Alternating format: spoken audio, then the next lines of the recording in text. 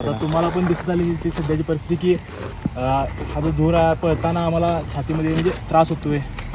परत इथं नको त्या प्रकारे कचरा चालू आहे. मुली असतात इथं, कोण लोक इथली आसपासची जवळची मेंढ्या टकरी वगैरे लावतात. मुली असतात, काय पण असलेली गोष्टी बोलणे, तर दारू वगैरे व्यसन करणे असे थोडाफार प्रकार चालू आहे. अजून म्हणजे इथं हे जे ग्राउंड आहे ते आम्ही स्वतःच केलं खर्च करून.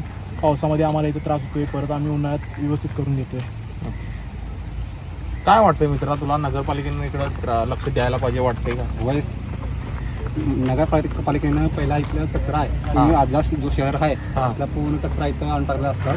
त्यांचा धूर म्हणजे जातात त्यांनी त्याचा धूर पूर्ण परिसरात इथं दुर्गंध पसरते.